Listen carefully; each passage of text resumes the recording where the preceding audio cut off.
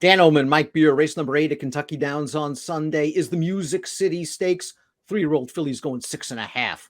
Let's take a look at this field. $500,000 is the purse. Toby's Heart, the 6. I think it's going to appreciate cutting back in distance, Mike. It's Joel Rosario who's on fire. This horse graded stakes place going a mile last time out at Saratoga, but was really impressive sprinting earlier in her career. Yeah, it really was. We'll see. It feels like, the cutting back to 6.5 isn't that big a cutback from the mile of her last 2 races, but it's definitely a little bit more comfortable for her, probably. I guess in some ways she's the horse to beat then because she's shown that she can, run her race going longer. She's probably better going shorter.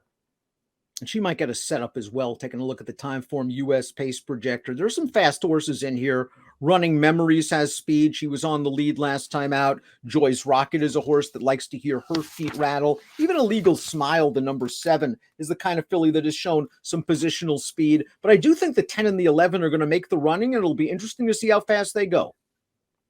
Yeah, I don't know. We'll see about the fast pace designation they gave it, but certainly I felt like Running Memories will come out of there and just try to make the lead. That's been her running style so far. And New Boss, the number 1, is far from a slow horse. She was a gate-to-wire winner in a stakes race at the fairgrounds in her seasonal debut going 2 turns. She's also done good work sprinting, and she retains good form after winning an off-turf race very easily last time at Ellis. Yeah, I mean, she's probably a little underrated. I mean, we'll see what she does in this race. She certainly has the credentials to really contend here, and I feel like she's one of the horses who, as good as she is sprinting, she's probably not going to be affected by this race, being stretched out to 6.5 because it feels like she can handle that kind of a distance.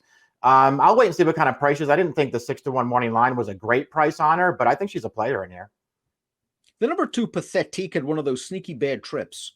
In her career debut at Churchill Downs sprinting, Phil Bauer, who's a really good trainer, shipped her up to Saratoga, stretched her out to a 2-turn mile, and here's what happened. Tyler got her loose on the lead, back down the fractions, and Pathetique just has enough to hold on. It was the slower division of maiden specials for 3-and-up fillies at the 2-turn mile, but she improved second out. She seems to be working quickly since that race.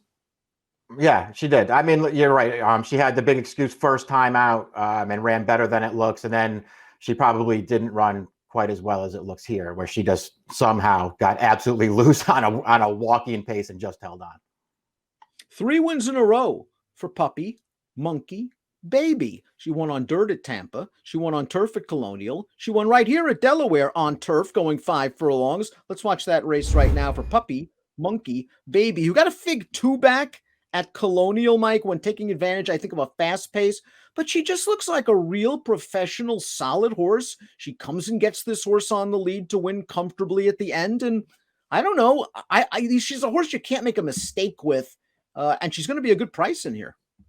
Yeah, that's the thing. I mean, they're obviously stepping her up into a tougher race here, but it's not like she doesn't deserve the chance. Her form so far is pretty good, and she has a figure from her race 2 starts back that is going to, give her some kind of a chance in this race if she can get the right trip.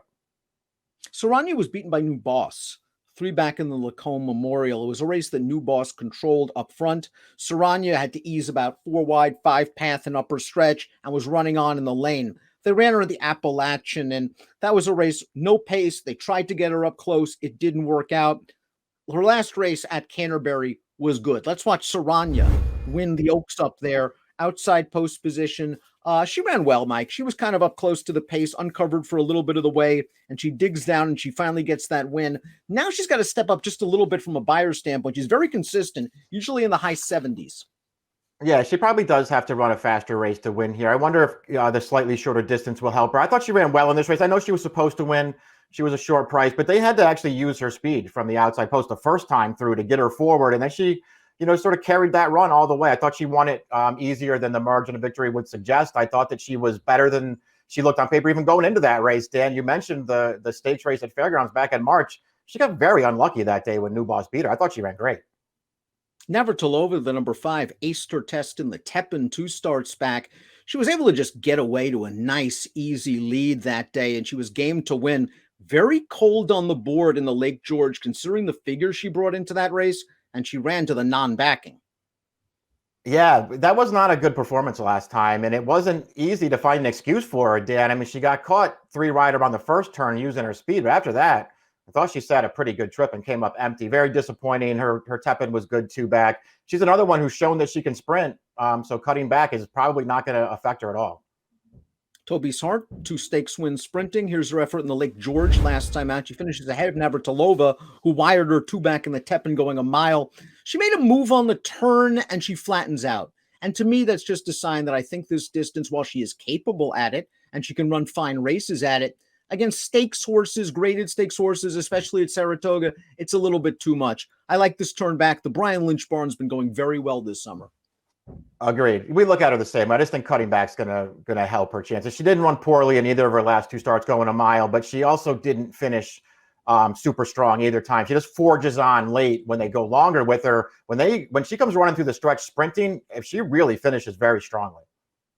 Legal Smile, the number 7, only has 1 win, but that came in a stake, sprinting at Aqueduct on the turf. She went gate to wire that day. Let's watch her effort in the Galway at Saratoga last time out. 5.5 furlongs. They're all in with a chance. Turning into the stretch, you see a Legal Smile, white cap, green silks. She's going to fight it out all the way down to the wire in a blanket finish. Yeah, the winner's right alongside her. They're going to finally fight their way to the front. Look at the 9 right behind them, Dan. That's Always Late, who's also in this race. She tried to come through to their inside and got shut off. I'm not saying that she was going to win, but she had some trouble in there. Illegal Smile ran fine. I don't have any knocks on her, Dan. I'm just not a big fan of hers, and I would prefer others in here. Farsighted is a stakes winner sprinting on the dirt. She's going to be making her turf debut for Rusty Arnold, who knows a thing or two about training turf sprinters.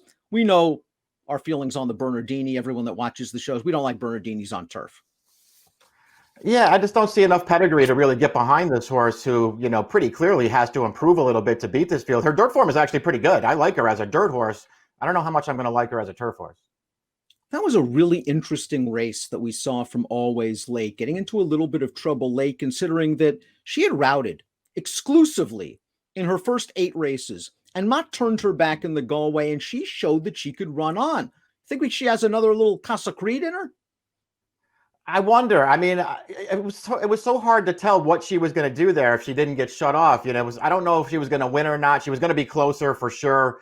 But all in all, it should be pointed out that she had a pretty decent trip in that race, other than not being able to get through in the stretch. She just followed the 1-2 finishers around there, and then just couldn't get her run. I don't know. I could go either way on her. If she's a big price and you told me you liked her, fine with me. Take a shot. Running Memories figures to be one of the pace horses. She's already won 4 times. Just missed last time out at Monmouth. She ran into a tough older horse. Introduced as a really nice older mare on the Mid-Atlantic circuit. Running Memories was giving up a lot of experience to that horse. Running Memories was able to make the lead. She's going to dig in and finish a good second. This race might be a little bit better than it looks. She's going to have to now stretch out to 6.5, and that could be testing, especially over this course configuration. Yeah, that was the big sticking point for me. I like her form overall. She obviously has a little bit of ability, but 5 and 5.5 furlong turf sprints at Gulfstream and Monmouth, totally different than the 6.5 that she's going to be dealing with here. I won't be surprised when she runs well, Dan, but she's another one. I would want a pretty big price if I was going to bet her. Joy's Rocket, stakes winner on dirt, stakes winner on synth, stakes placed on turf, second to Toby's Heart in the Bolton's Landing last year at Saratoga. She is returning off of a lengthy layoff. She did some very nice things as a dirt filly earlier this year for Steve Asmussen. I wonder if she's just one of those precocious types, however, and maybe some of these other fillies have caught up to her physically. We'll see. It's not an easy spot to come back off the layoff in, but at least it should be pointed out that she's run well on all 3 surfaces. Her turf race at Saratoga last year was fine. I thought she ran, a pretty good race that day, even though she was only second best at Toby's Heart. And she got better after that. At the end of the year at Keeneland and Fairgrounds, she ran even faster races and was getting better. So we'll see what she does off the layoff. Mischieful is entered main track only, so we'll take a look at our top picks in here. I'm going to go with a bit of a price, a wild card. The 12 Risky Reward probably has to run a little bit faster. Thought she had a good trip last time out at Presque Isle Downs, Mike. She saved ground off a solid pace. She got a big hole in mid-stretch once she got out. She split. She ran on for second. It just seems this form cycle, she's run a couple of good races. The pace is going to be fast, and I actually like her stretching out a little bit to 6.5. Yeah, I don't have any problem with that. She's going to be a price in this race too. A lot of horses have to improve to win this race. So does my top pick is included in that, Saranya. I want to give her a chance cutting back. She's lightly raced enough for me too to feel like she could still improve one more time. I think Toby's Heart is the horse to beat in here, but I'm going to try to beat her with the 4. We're in agreement with Toby's Heart. Mike's going 4, 6, 10, 9. I'm going 12, 10, 6, 7 in the Music City Stakes at Kentucky Downs. Good luck.